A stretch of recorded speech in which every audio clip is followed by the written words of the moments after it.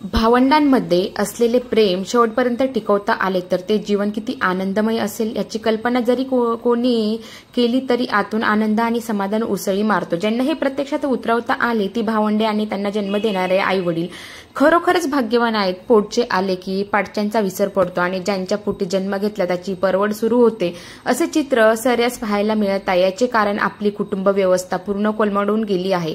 संवाद संपला आहे, आपले दुःख व्यक्त करायला जवळचे कोणीच नाही असा भाव तयार होऊ लागला। यामुळे माणूस एकलकोंडा होऊन मनोरुग्ण बनू लागला। याचा शेवट आनंद हरवून फक्त नैराश उरले आहे आणि मी काय मिळवले याचे उत्तर शून्य आहे।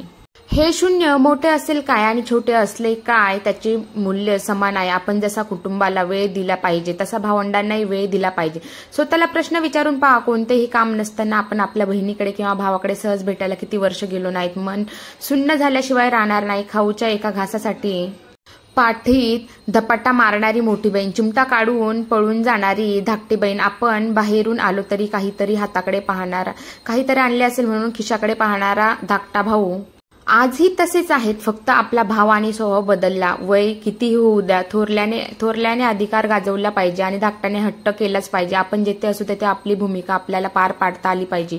हे शक्य आहे त्यासाठी वर्षातून किमान एक वेळ पूर्ण एक दिवस भावंडांनी एकमेकांसाठी द्या। त्या दिवशी आपले आई वडील आणि आपले भावंडे मिळून एक दिवस एकत्र येऊन एक दिवसाची सहल आयोजित करा।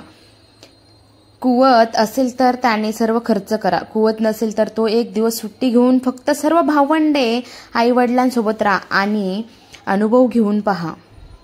हा अनुभव आणि आई वडील व भावंडाच्या चेहऱ्यावरील समाधान शब्दात वर्णन करता येणार नाही। या गोष्टी पैसे देऊन, हिस्सा घेऊन, वाटणी करून कोणालाही मिळवता येणार नाही।